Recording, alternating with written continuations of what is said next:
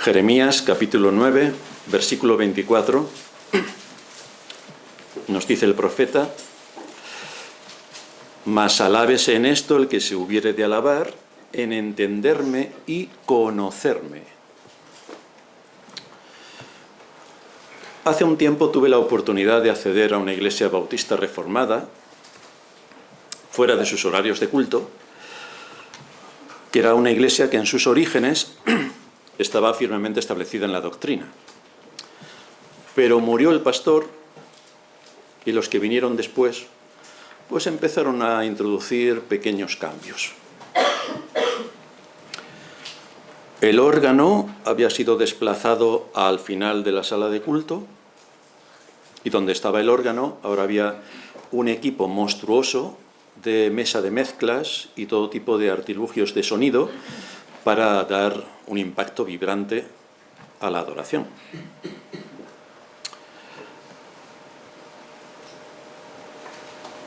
Había algunas cosas de interés.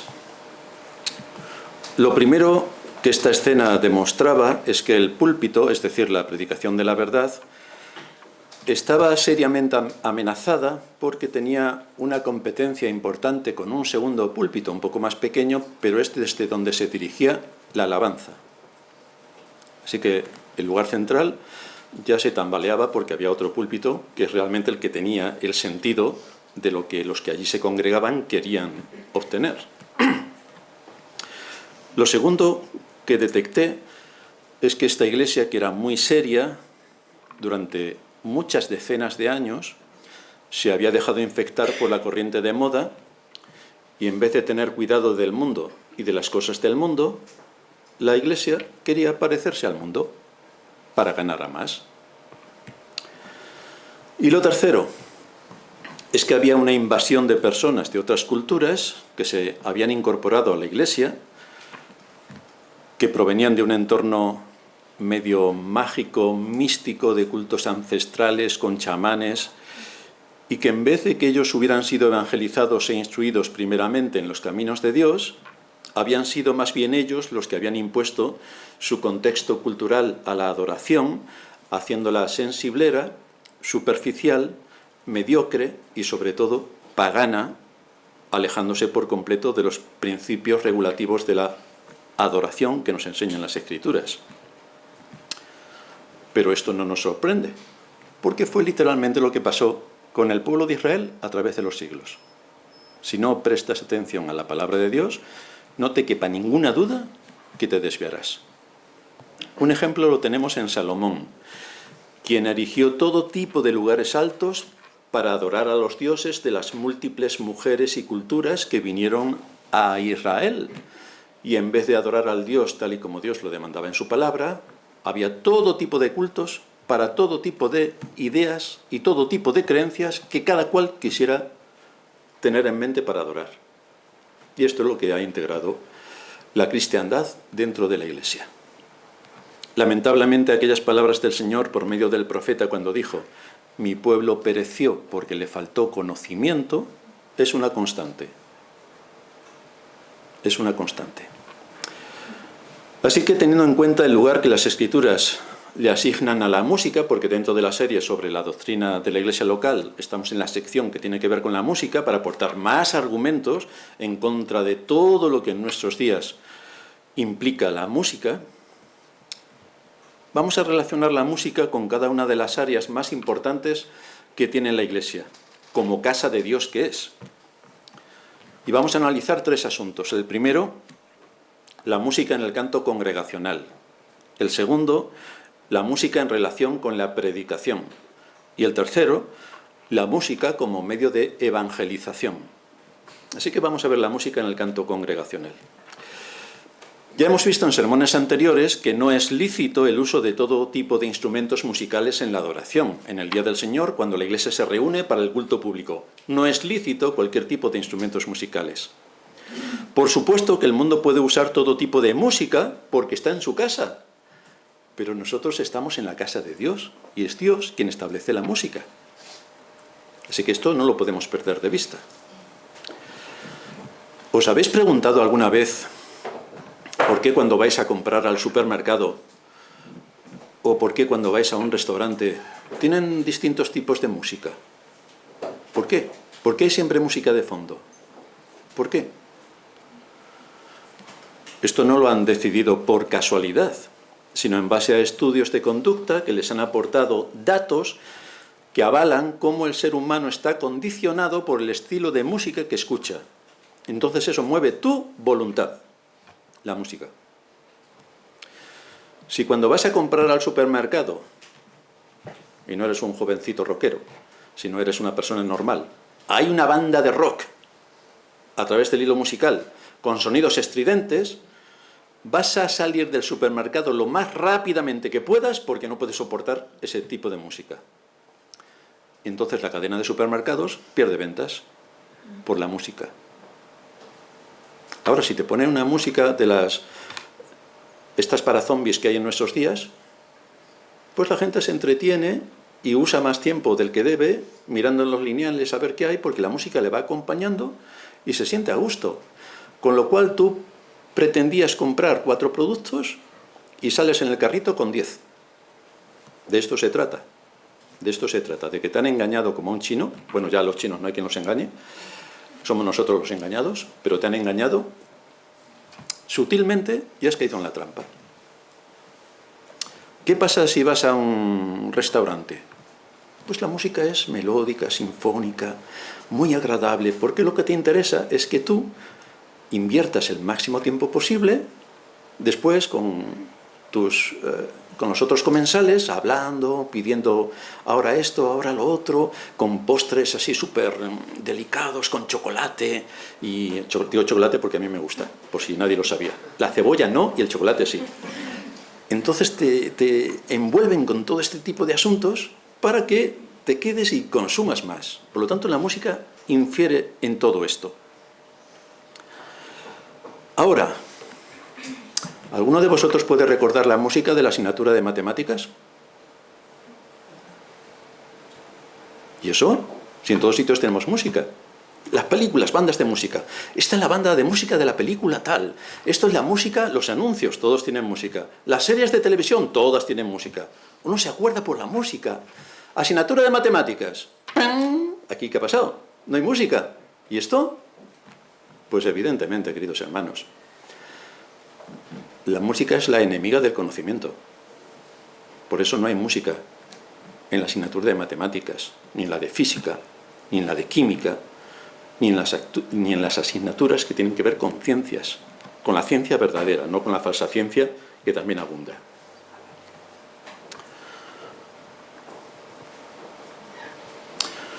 Por esta razón y teniendo en cuenta este aspecto de la naturaleza humana, que siempre pretende satisfacerse según su deseo, la pregunta que nos tenemos que hacer ahora es: ¿será adecuado cualquier tipo de música para adorar y alabar a Dios según nuestro deseo, como si fuera algo de consumo para el cuerpo, como es ir a un restaurante, ir a una cafetería, ir al supermercado? ¿Será adecuado este tipo de música que tiene que ver con el consumo para el cuerpo? ¿O debemos tener en cuenta que esto va dirigido al conocimiento y entonces, como es una ciencia, tiene otra normativa completamente distinta? Y se trata de forma distinta. Cuando la ciencia es verdadera, no se ve afectada por el paso del tiempo. Las matemáticas son una ciencia exacta. El paso del tiempo no le afecta. Pero es exactamente lo mismo lo que ocurre con la escritura. El paso del tiempo no le afecta. La misma verdad que era verdad hace 1000 años, hoy es igual de verdad. Así que, ¿cómo es posible que la iglesia de hace 1000 años estuviera como nosotros? Y la iglesia de hoy está de teatros. Es un teatro lo que hoy tienen en las iglesias, como ya hemos dicho en otro sermón. Desde luego no podemos ni debemos ser ignorantes en cuanto a la selección de los instrumentos musicales que deben ser utilizados en la iglesia cuando nos reunimos en el Día del Señor como pueblo de Dios para la adoración pública, porque los elementos o los instrumentos musicales están definidos en la Escritura. En el Antiguo Testamento el Señor estableció con precisión la adoración y solo admitió 3 instrumentos, como hemos visto anteriormente. En el Nuevo Testamento es mucho más restrictivo, no hay ninguno. Con el paso de los siglos se volvieron a incorporar los instrumentos musicales en la adoración, pero como el hombre es el hombre, Satanás es Satanás y el mundo es el mundo, en vez de estar limitados a los instrumentos que Dios establece, pues creatividad en la adoración. ¿Qué ocurre cuando en muchas iglesias alaban al Señor con todo tipo de instrumentos musicales? ¿Qué ocurre? Pues que ves ahí a todos los hermanos, hermanas y hermanes levantando las manos, otros sacan el teléfono, encienden la linterna. Entonces, hermanos, ¿cuál es la diferencia entre esto y un espectáculo musical del mundo? ¿Cuál es la diferencia? Porque si es ninguna, tenemos un problema. A nadie en una clase de matemáticas se le ocurriría hacer esto, salvo que quiera llevarse un 0. Pero en la iglesia sí que ocurre. ¿Y esto cómo puede ser posible?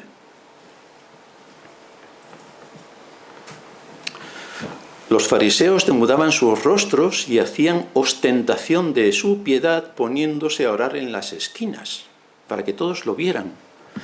Así que nos preguntamos, hombre, ¿todo esto que están haciendo es para que la gente vea que el que tiene al lado es muy espiritual, porque levanta las manos, cierra los ojos y bambolea su cuerpo como si estuviera en el barco? ¿Es que quiere hacer ostentación de todo esto? O más bien lo que nos debe dirigir en la adoración es la solemnidad, la reverencia y la discreción.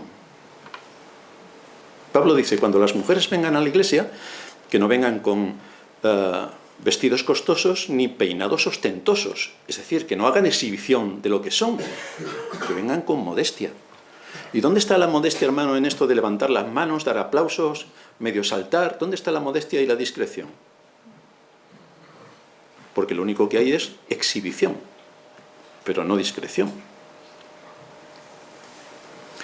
Dice también el Señor que cuando ofrendes, que no sepa tu mano izquierda lo que hace tu derecha.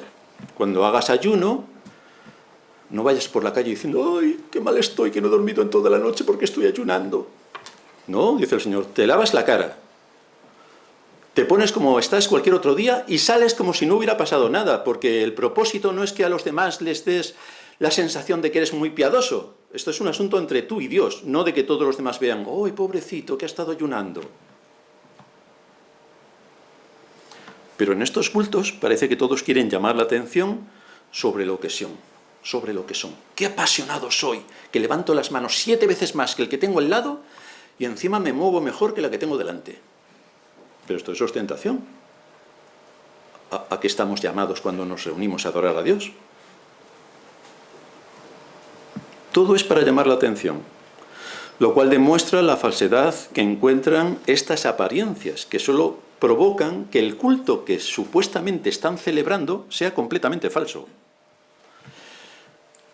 Porque el principio general que establecen las Escrituras es que seas discreto.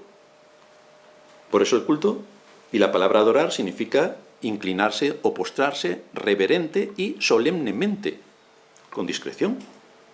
Pero no es eso lo que encontramos.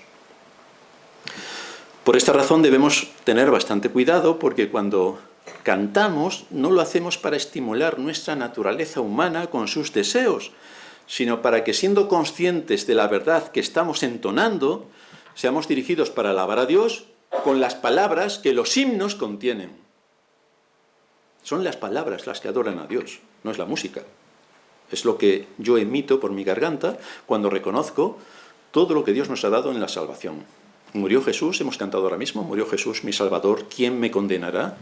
Esto es lo que yo tengo que percibir, porque es a Dios a quien rindo la alabanza. Y es el reconocimiento de una mente instruida que presenta su alabanza y su acción de gracias a Dios porque le ha dado a Cristo, que ha muerto por sus pecados. Pablo dice en 1 Corintios 14:15, ¿qué pues?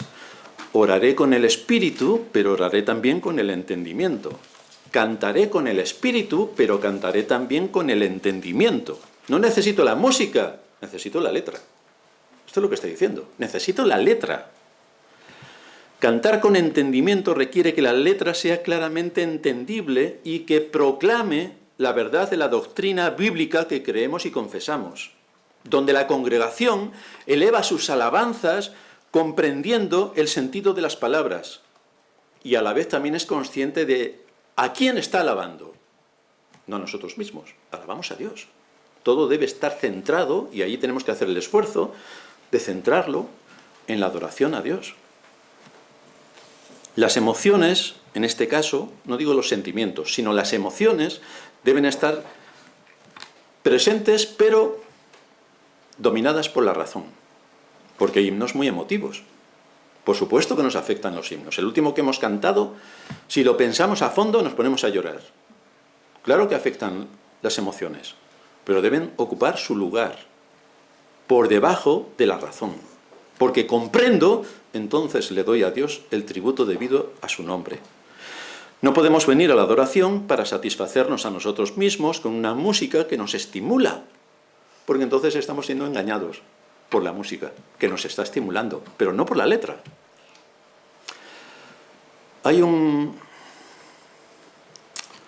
Hubo un misionero que estuvo en África y que escuchó una canción de unos africanos, de unas africanas, que le pusieron a llorar, lo que él estaba escuchando con la música. Y cuando le pidió al traductor que le dijera qué estaban cantando, lo que estaban cantando es que si no tomas, no me acuerdo qué medicación, tendrás disentería. Pero él estaba llorando por la música.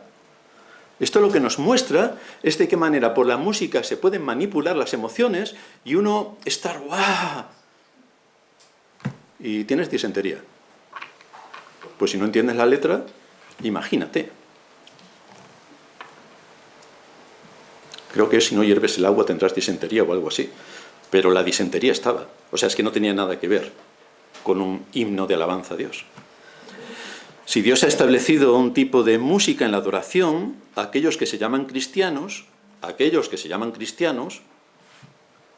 deberían obedecer a lo que Dios mismo dice y no contraargumentar a la palabra, porque a ellos les gustan más otras cosas, que curiosamente esas otras cosas que le gustan siempre están a favor de la moda del mundo. Vaya qué casualidad, no están en contra de la moda del mundo, no. Van a la misma vez que la moda del mundo. Y esto a ellos les llaman la verdad.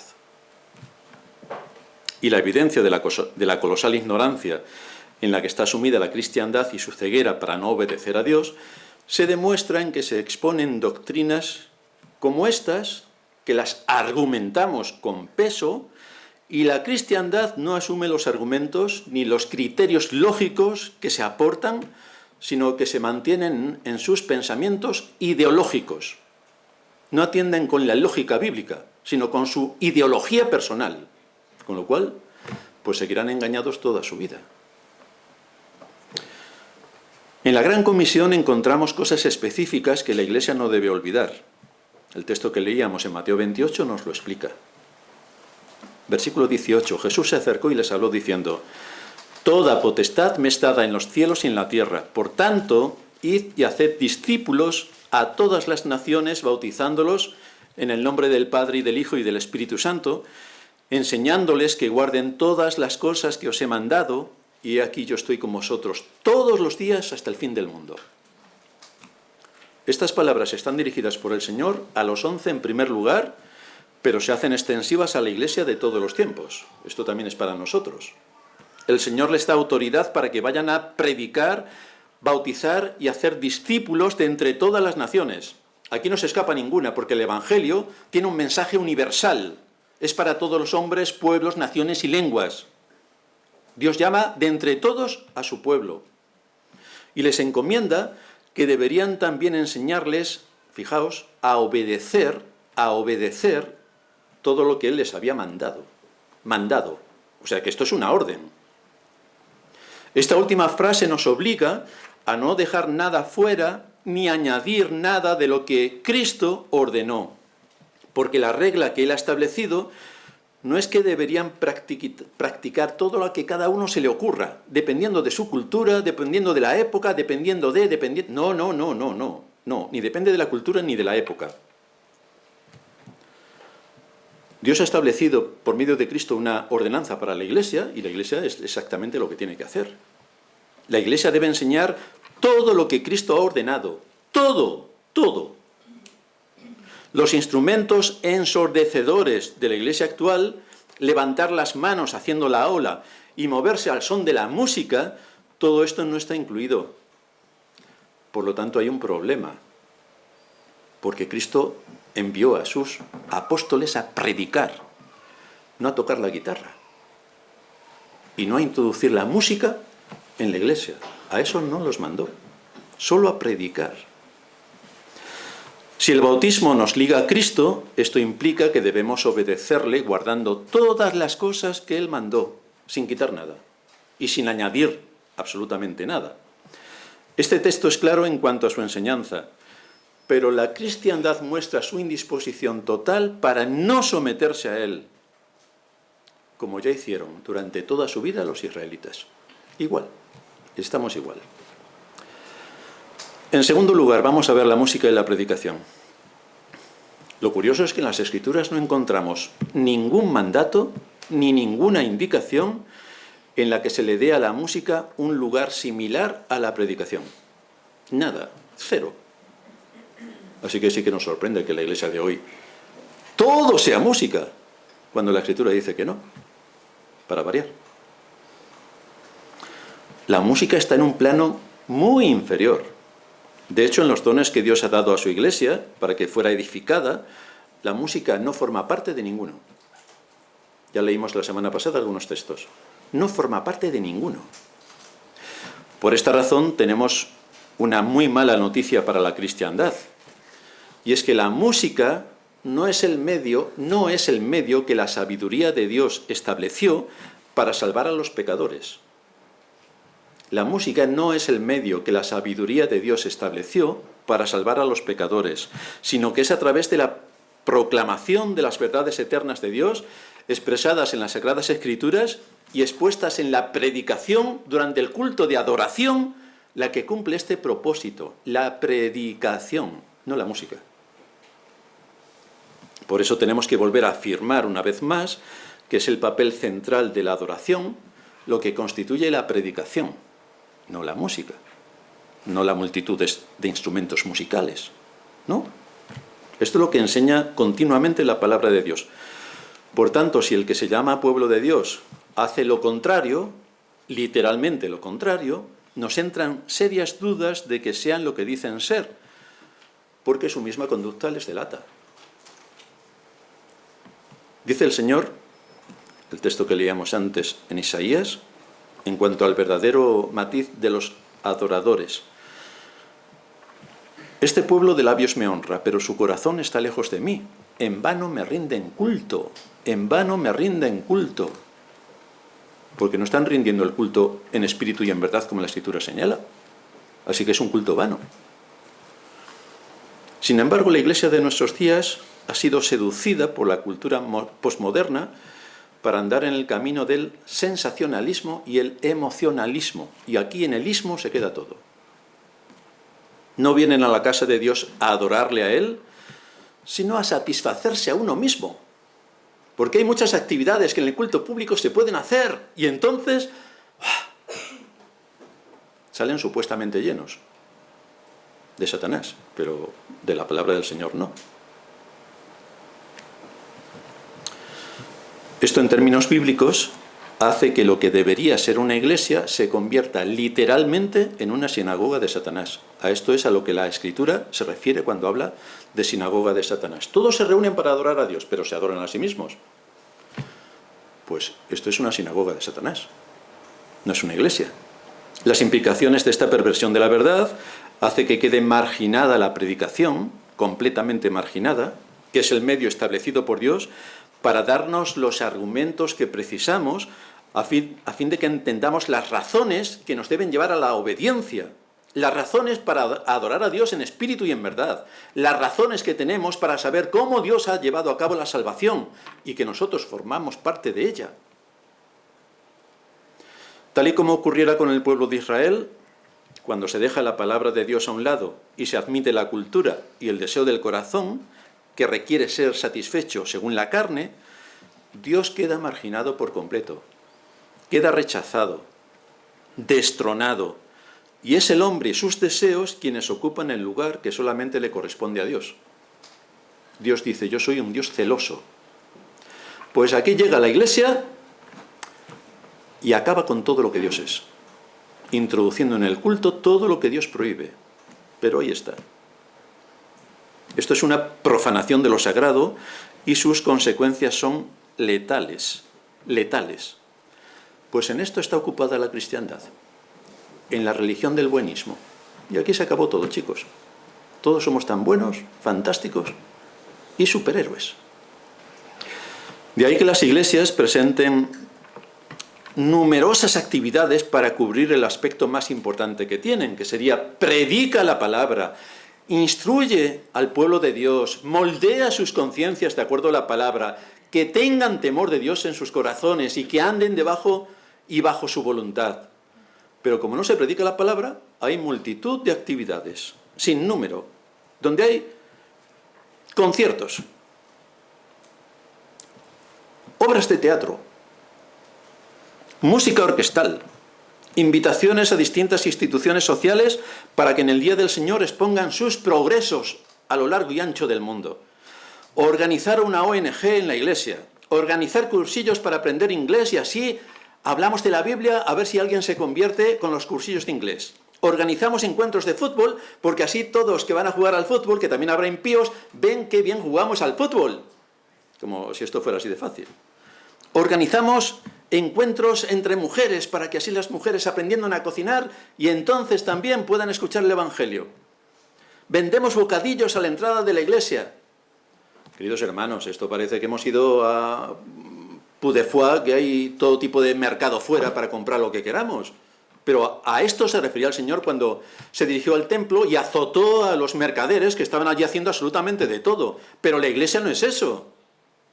La iglesia es el lugar donde el pueblo de Dios se reúne para escuchar su palabra y adorarle según Él establece. Pero esto no es un mercadillo, esto no es un teatro, esto no es un espectáculo. Es verdaderamente triste ver la pobre y casi nula alimentación espiritual a la que está sometida la cristiandad en nuestros días. Es lamentable. Y esto evidencia que hay muchas ovejas que están hambrientas y perdidas como ovejas sin pastor. Y también que muchos de los que asisten y se congregan no son creyentes. ¿Sabéis por qué no son creyentes? Porque no se les ha predicado. Porque no se les ha predicado. Muchos creen que son cristianos porque asisten a la iglesia, hablan en lenguas, tienen el don de sanidades, como todo el mundo puede ver, y haciendo todas estas cosas creen que son salvos, pero no se les ha predicado el Evangelio.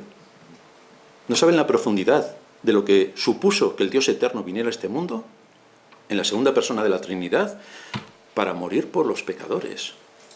No saben nada de la doctrina de la gracia de Dios, la verdadera gracia de Dios, que a quien debía condenar y arrojarlo al infierno, lo saca de las garras de Satanás y lo salva por su misericordia. No saben cuál es el proceso de la salvación y cómo se lleva a cabo, cómo se opera, cuál es la actividad del Espíritu Santo, cuál es su importancia en la vida de los creyentes. No saben los medios de gracia.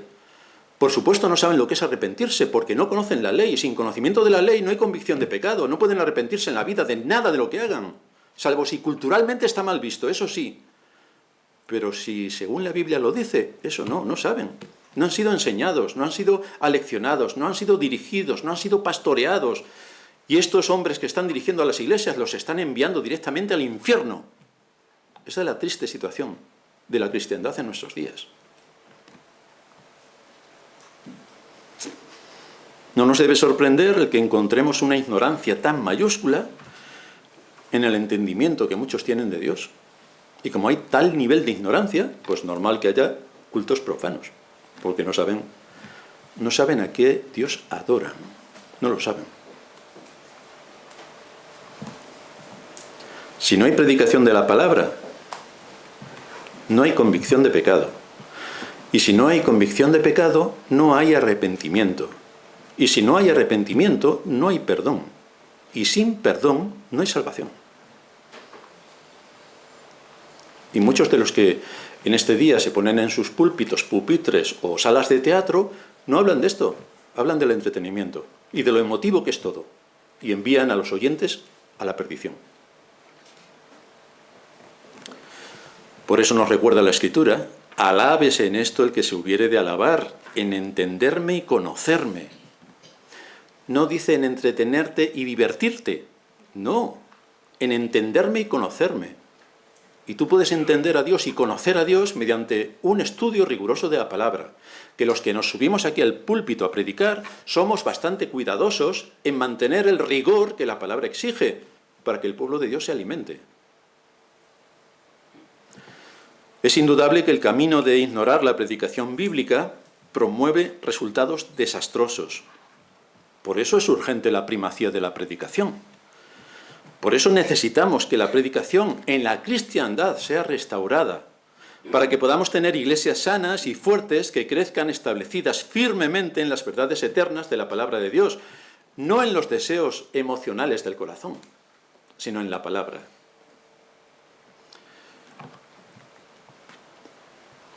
En tercer lugar, vamos a ver la música en la evangelización. Bueno, esto es fantástico. ¿Quién no ha evangelizado con música? Aunque tenemos cierto grado de libertad para usar los medios actuales de divulgación para llevar el Evangelio hasta lo último de la tierra, y nosotros usamos las redes sociales para llevar el Evangelio hasta lo último de la tierra, es la predicación la que debe ocupar un lugar central para que logremos el objetivo bíblico de anunciar el Evangelio. Ese es nuestro papel como iglesia: edificar a los creyentes y predicar el Evangelio a los impíos, para que Dios tenga misericordia de ellos y los traiga a la fe. Y en este sentido tenemos que decir que el Espíritu Santo no usa la música en absoluto, ni le permite que ocupe el más mínimo lugar para este propósito de evangelizar. Así que esto se lo deberían pensar bien las iglesias, porque la música no es un medio de evangelización, es un medio de entretenimiento, pero no de evangelización. Es habitual que muchas iglesias tomen sus guitarras y todo tipo de instrumentos musicales para cantar en los parques y así, que venga mucha gente a escucharnos.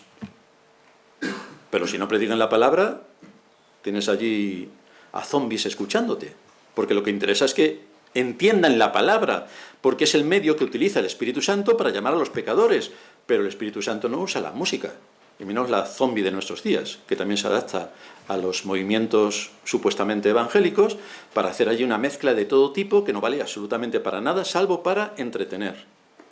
Pues este es el método de evangelización. Pero este no es el método de evangelización que propone la Escritura. Por eso el domingo en la iglesia, cuando van, siguen con su banda de música y están tan tranquilos. Pero en todo caso, lo que ellos podrían haber hecho el sábado en el parque, haciendo todo lo que quisieran, el domingo en la iglesia no es lícito. Lo que el sábado sí es lícito, el domingo no es lícito. Estamos en la casa de Dios. La casa de Dios, no la nuestra. Ayer sábado en el parque muchos podrían hacer cualquier cosa, pero hoy en la casa de Dios no. Para justificar su postura, algunos toman el texto de Pablo en 1 Corintios 9, 20 al 22. Dice Pablo que hay que ser retorcido para hacerle decir a la Escritura otra cosa distinta a la que dice, a fin de que defienda mi posición, que es completamente errada con H. Me he hecho a los judíos como judío para ganar a los judíos. Estoy en 1 Corintios 9, 21. Me he hecho a los judíos como judío para ganar a los judíos, a los que están sujetos a la ley, aunque yo no esté sujeto a la ley, como sujeto a la ley para ganar a los que están sujetos a la ley. A los que están sin ley, como si yo estuviera sin ley, no estando yo sin la ley de Dios, sino bajo la ley de Cristo, para ganar a los que están sin ley. Me he hecho débil a los débiles para ganar a los débiles. A todos me he hecho de todo, para que de todos modos salve alguno. Así que con esto lo que justifican es que se puede hacer de todo. Es decir, nos vamos a Marruecos y nos hacemos maometanos. Como hay que hacerse de todos para todos, pues yo me voy a hacer maometano a partir de mañana. Pero esto es absurdo. Pues sí, esta es la defensa que hacen. Esta condescendencia y contagio con las cosas del mundo, haciendo lo que los impíos necesitan para sentirse a gusto y cómodos con la misma música del mundo en la iglesia, hace que tengamos que pensar si lo que perseguimos es obedecer al Señor en todo, como Él indicó, o cumplir con nuestras expectativas carnales, porque desde luego que si hacemos eso, la iglesia se va a llenar. Pero tengo mejores ideas para que se llene la iglesia, queridos hermanos. A partir del domingo que viene vamos a regalar Coca-Colas y hamburguesas a la hora del culto y todos podrán tomarla y degustarla aquí. Podemos tener una iglesia de 1000 personas que se llenará regalando Coca-Colas y hamburguesas. Pero ese no es el método que Dios ha establecido para llamar a los pecadores. Ese es un método carnal. Como carnal es que se intente atraer a la iglesia a todo tipo de gente a través de la música. Es igual de carnal que regalar hamburguesas, porque no tiene nada que ver con lo que Dios establece. Es un método carnal para ganar adeptos, pero no está definido así por la sabiduría de Dios. La pregunta que nos debemos hacer nuevamente es: ¿la Iglesia sabe cuál es su responsabilidad y el papel que la Escritura le otorga? ¿La Iglesia lo sabe? ¿La cristiandad lo sabe? No. La respuesta es un rotundo no. O para ser más precisos, si en la mayor parte de las iglesias de la cristiandad se elimina el que reciten versículos de vez en cuando y sigan con todo su programa de espectáculos, ¿cuál sería la diferencia entre esa iglesia respecto a un espectáculo del mundo? ¿Cuál sería la diferencia? No habría ninguna. No habría ninguna. El asunto crítico, y que cada creyente debería tener grabado a fuego en su conciencia, y nosotros somos iglesia, por lo tanto esto es para todos nosotros, es que no podemos comprometer los principios de fidelidad a las Escrituras bajo ningún concepto. Da igual la moda que nos envuelva. Los principios de las Escrituras se mantienen porque es la verdad. Y la verdad no debe ser afectada por el paso del tiempo, ni por la cultura, ni por la época. Son cuestiones verdaderas, intocables.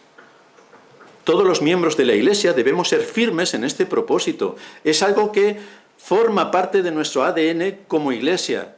Porque imaginaos que el pastor se muere, que es algo que lógicamente tiene que ocurrir. ¿Quién va a defender la Iglesia? Si la Iglesia no está sustentada y firme en sus convicciones. Es la Iglesia la que tiene que poner a otro pastor en el oficio, tiene que reconocer su oficio y tiene que dejarle dirigir. Pero se tiene que asegurar de que esa persona que va a venir cumpla con todas las expectativas que la Iglesia tiene grabadas en su conciencia. Por eso es un asunto de cada uno de nosotros. Nuestras conciencias deben tener convicciones firmes para que la Iglesia siga manteniendo su rumbo. Y no pase como esta otra iglesia que digo, que se murió el pastor y vas ahora a verla y te pones a llorar. Iglesia Bautista Reformada. Tiene solamente el nombre, el resto ya se lo ha comido. Pero aquí no puede ser que se muera el pastor, que pasen 15 años y que esto sea un circo. Porque entonces me levantaré de la tumba, que no os quepa duda. No creéis en los fantasmas, pero vais a tener uno. Para esto estamos formando a hombres que cuando lo que tenga que ocurrir ocurra, de forma natural, sigan la dinámica de la Iglesia y mantengan firme la defensa de la verdad y nuestros distintivos cristianos, que no se deben ver alterados por nada, porque lo importante no es quién está aquí al frente, lo importante es qué cree la Iglesia y cómo lleva a cabo su objetivo en este mundo para ser columna y baluarte de la verdad. Da igual quién esté aquí, el rumbo está marcado y no nos podemos salir ni un ápice. Pablo tenía también estos problemas, de que entraba alguien y el desbarajuste era monumental. Gálatas 2:4. Porque en la iglesia, bueno, viene mucha gente, todos somos hermanos, pero hay que tener cuidado de que estén bien asentadas las doctrinas para ir todos andando en el mismo sentido. Dice Pablo en Gálatas 2:4, y esto a pesar de los falsos hermanos introducidos a escondidas que entraban para espiar nuestra libertad que tenemos en Cristo Jesús, para reducirnos a esclavitud, a los cuales ni por un momento accedimos a someternos, para que la verdad del Evangelio permaneciese con vosotros.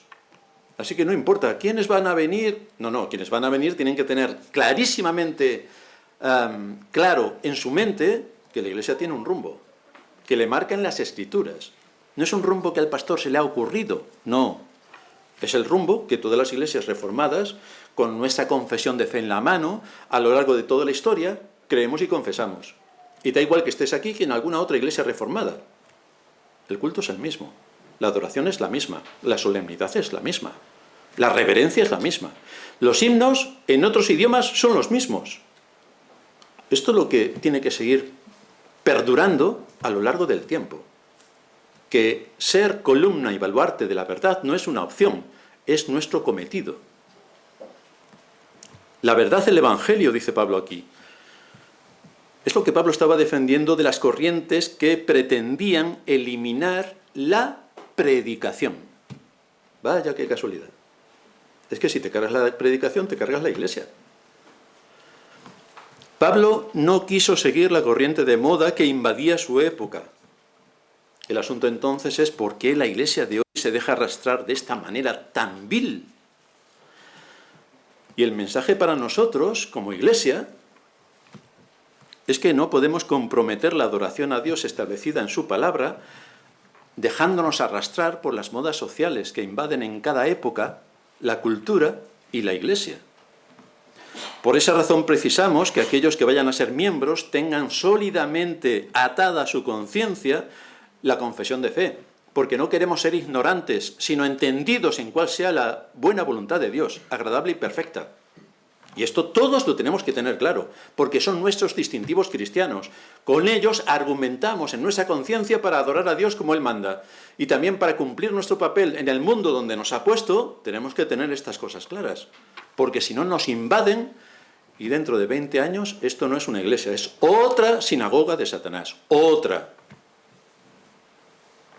Esto es lo que hizo la iglesia de Roma, a la que tantas veces hacemos mención. ¿Habéis visto la plaza de San Pedro? Tiene sus columnas a todo alrededor que simulan unas manos. Venid, venid, venid. Da igual de dónde vengas, da igual lo que seas, da igual que sigas así toda la vida. Lo que queremos es el número, el dominio. Todos son aceptados. Parte del principio bíblico es este, pero no es exacto. Pero la Iglesia de Roma acepta a todos para que todo siga igual. Esto es lo que hizo la Iglesia de Roma y es exactamente lo que aquellos que se llaman evangélicos están haciendo en nuestros días. Al final, de distinta forma, pero con el mismo fondo, se está copiando todo el proceso que conlleva a la apostasía. Pero en este caso, en el caso de la Iglesia evangélica, está tan bien maquillado que parece que no están apostatando, según su opinión. Pero según la Biblia, vamos a ver qué es esto de apóstata. Definición del diccionario. Da varias acepciones. Renegado, perjuro, desertor y traidor. Pues hombre, quizá a la Iglesia evangélica le pillan bastantes cosas de estas. Lo contrario, el antónimo de apóstata. Fiel. Así que aquí tenemos una imagen bastante detallada de qué es lo que nos estamos encontrando. ¿Es la Iglesia fiel a la Escritura? ¿O es una traidora a la Escritura? Es una desertora de las doctrinas. La Iglesia de Roma pensó, para atraer a los paganos que son idólatras, ¿qué podemos hacer? Pues poner imágenes en las iglesias. Les cambiamos el nombre y les ponemos una capita o una falda, o minifaldas no, y estas cosas para que todos se sientan cómodos. Lo que intentamos es que en todo el imperio que tiene paganismo por doquier, se sientan unidos al imperio. Como la mayoría es pagana, pues respetamos lo que ellos tienen, pero les cambiamos de nombre. Y así todo se arregla. Resultado, una iglesia idólatra. En la iglesia evangélica de nuestros días, a la que se ha unido todo tipo de corrientes de distinto color, donde ni ellos mismos saben lo que es ser cristiano, nos encontramos a denominaciones cuyo conocimiento bíblico brilla por su ausencia, pero cuya música se está introduciendo como un cáncer en el resto de iglesias por su alta emotividad. Y esto es lo que más les gusta, es lo que más le gusta al ser humano. Por eso piensan, tenemos que usar todo tipo de instrumentos musicales, como lo hace el mundo, para ganar al mundo. ¡Qué buena idea! Ningún problema. Resultado, una iglesia apóstata. Así que tenemos en la iglesia de Roma una iglesia idólatra, en la iglesia evangélica una iglesia apóstata. Esta es la realidad. El objetivo de evangelizar no es ganar adeptos desde una perspectiva meramente humana. Para esto ya hay técnicas de marketing que establecen cómo ganar más a más personas, llegar a más personas para atraerlas a que compren nuestra marca o a que se integren en una iglesia. Para esto las técnicas de marketing ya están inventadas. El aspecto fundamental es que es el poder del Espíritu Santo el que convence de pecado, de justicia y de juicio, y esto lo hace a través de la predicación, no lo hace a través de la música. Nadie, por escuchar música, se convierte. Nadie. No es un elemento utilizado por Dios, Espíritu Santo, para llamar a los pecadores a la salvación. Nadie. Vas a llorar mucho, sí, pero lloras igual con la melodía de la Casa de la Pradera. No sé si en vuestros países estaba la Casa de la Pradera, pero era muy emotiva y la gente lloraba mucho. O con esta canción de la disentería, a llorar. Pero eso no salva, porque mueve tus emociones, pero no mueve tu conciencia, no mueve tu corazón, no te lleva al arrepentimiento y por tanto no te lleva a la fe.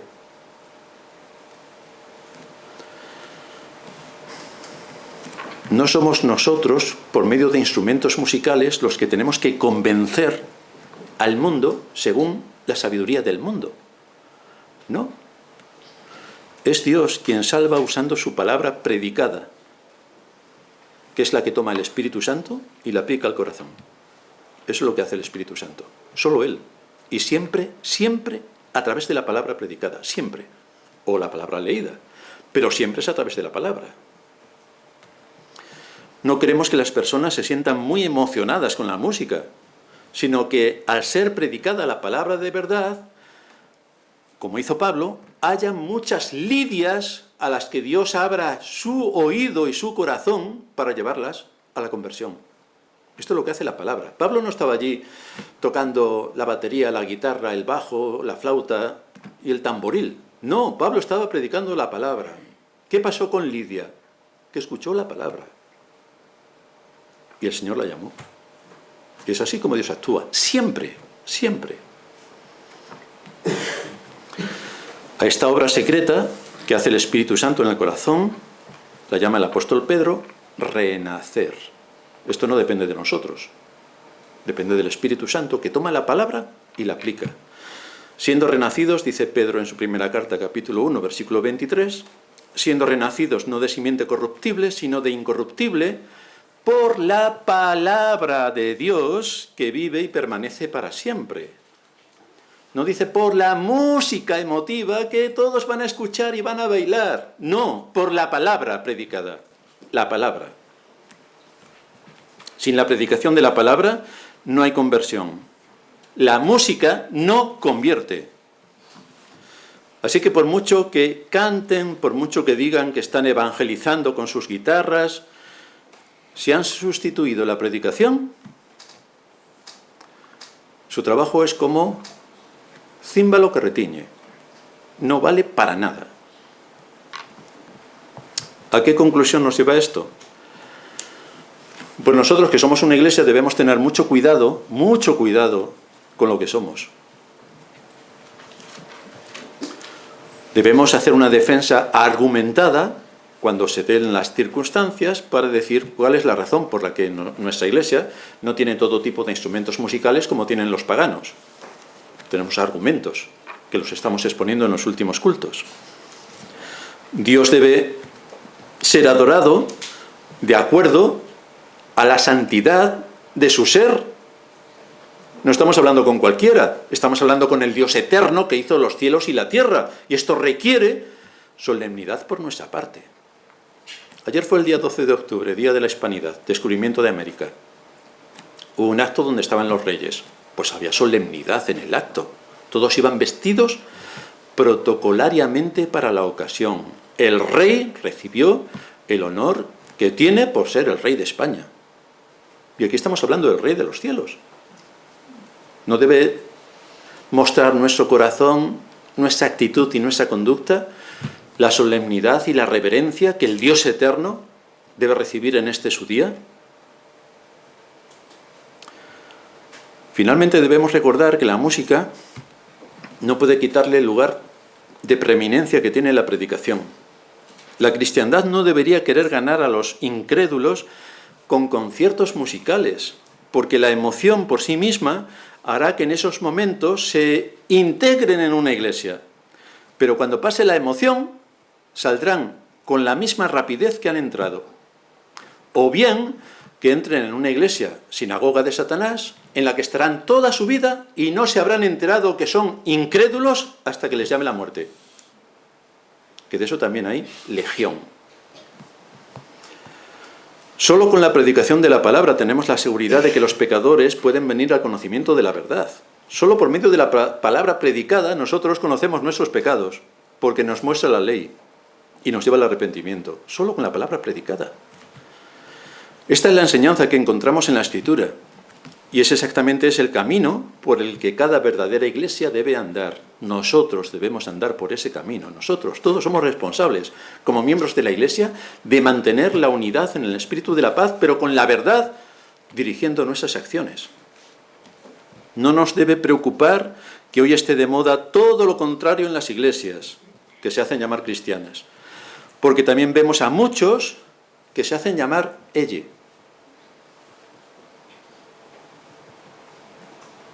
Entonces, ¿cómo no nos va a extrañar que muchas iglesias se llaman cristianas cuando no lo son? A mí me dices elle, o yo. O sea, le dices todo, menos, es un hombre, no me puedes decir él, me tienes que decir elle. Bueno, pues esto pasa con las iglesias, igual. Creo que esto se lo inventaron las iglesias y lo ha copiado el mundo. Esto para dar más luz a lo que es la iglesia. Tienen un gran número de seguidores, pero como están guiados por el sensacionalismo, es como edificar la casa en la arena. Fijaos las palabras del Señor en Lucas 6:46. ¿Por qué me llamáis Señor, Señor, y no hacéis lo que yo digo? Vaya. ¿Y esto? Porque el Señor, cuando se va de este mundo, dice que tenemos que hacer todo lo que Él ha mandado. Todo lo que yo he mandado, lo tenéis que hacer. ¿Por qué me llamáis Señor, Señor, y no hacéis lo que yo digo? A lo mejor los que recitan versículos de día y de noche deberían recitar también este por si lo entienden, porque es bastante sencillo de entender. Sigue diciendo el Señor en Lucas 6:47. Todo aquel que viene a mí y oye mis palabras y las hace, os indicaré a quién es semejante. Semejante es al hombre que, al edificar una casa, cavó y ahondó y puso el fundamento sobre la roca. Y cuando vino una inundación, el río dio con ímpetu contra aquella casa, pero no la pudo mover, porque estaba fundada sobre la roca. Este es el que viene a mí y oye mis palabras y las hace. Mas el que oyó y no hizo, semejante es al hombre que edificó su casa sobre tierra sin fundamento. Hizo muchas cosas, pero ninguna de lo que el Señor le había dicho. Contra la cual el río dio con ímpetu, luego cayó y fue grande la ruina de aquella casa. Esto es el que oye y hace, o el que oye y no hace. Aparentemente la casa era igual, pero el fundamento no. El problema es el fundamento, no es la casa. Así que en este texto encontramos que es bastante sencilla su interpretación y comprensión. No necesitamos al profeta Daniel que nos venga a explicar la parábola como se hizo con Belsasar cuando le estuvo interpretando lo que hacía el dedo escribiendo en la pared encalada. No, aquí no nos hace falta Daniel. Lo dice bastante claro. ¿Los creyentes lo toman en cuenta? Esto no hay que ir a estudiar a la Sorbona, ni a Oxford, ni Cambridge, ni Hyde, ninguna. Clarísimo. Todo aquel que viene a mí y oye mi palabra y la hace, es quien funda su casa sobre la roca. La roca es Cristo. Es Cristo quien manda a la Iglesia para que predique todo lo que Él nos ha enseñado. Y es exactamente eso lo que cualquier iglesia debería hacer. Estas palabras fueron dichas por el Señor y dueño de la iglesia, después de haber saldado la infinita deuda que habíamos contraído con la caída y que nos hacía culpables de una condenación eterna. Pero para arrancarnos de esa situación, en la que ya éramos esclavos de Satanás y muertos, el Dios eterno se encarnó, vino a este mundo para saldar esa deuda delante de la ley, murió en el lugar de todos aquellos que el Padre le dio, perdonó nuestros pecados, que los clavó en la cruz, y salió victorioso de la tumba, resucitando de los muertos. Y es a causa de su victoria que tiene todo el poder para cumplir su propósito a través de los medios que Él ha establecido en la Iglesia, la cual tiene una misión urgente, enseñándoles que guarden todas las cosas que os he mandado. Esta es la misión de la Iglesia: enseñar, enseñar, predicar, predicar. Y cuando este mandato se lleva a cabo continuamente, a la Iglesia le queda una promesa: yo estaré con vosotros todos los días hasta el fin del mundo. Pero lleva una condición: que hagamos todo lo que Él nos ha enseñado. Cuando hagáis todo lo que yo os he enseñado, la promesa es que estaré con vosotros hasta el fin del mundo. Pero no está con nosotros hasta el fin del mundo si no le hacemos caso. Porque esta promesa, como casi todas, es condicional. Su muerte y resurrección le posicionaron como el Rey y Señor de la Iglesia. Y su mandato es permanente hasta que Él venga. Por lo tanto, nosotros, como Iglesia suya, tenemos el compromiso de guardar con mucho celo lo que el Señor nos ha ordenado. Y en esto todos estamos incluidos. Todos los miembros de la Iglesia tienen este deber, tienen esta carga, tienen esta responsabilidad. Guardar su Iglesia, cuidar su Iglesia y hacer que la Iglesia pueda cumplir con su papel de predicar el Evangelio hasta lo último de la tierra, siendo columna y baluarte de la verdad. Ese es nuestro mandato para nosotros. Y esto es lo que cada uno debe tener atado en su conciencia. Vamos a terminar en oración. Padre nuestro que estás en los cielos, gracias te damos por exhortarnos una vez más ante el gran compromiso que tenemos como Iglesia de predicar el Evangelio, de que la centralidad en este culto de oración sea el exponernos a tu palabra, seguir profundizando en las doctrinas, seguir conociendo cómo el Dios eterno se encarnó para venir a rescatar de la muerte a los que éramos dignos merecedores de ella. Cómo a través de las Escrituras y con todas las doctrinas que se van exponiendo, podemos reconocer tu providencia, tu gloria, tu misericordia, tu justicia, tu ira y también tu amor. Gracias por darnos todas estas enseñanzas para guiar y moldear nuestra conciencia a fin de permanecer firmes en la fe que diste una vez a los santos. Ayúdanos para mantener firme nuestra posición en medio de un mundo que solamente busca destronarte y acabar con tu honor y tu gloria. Te suplicamos todo esto en el nombre de Cristo, nuestro Salvador. Amén.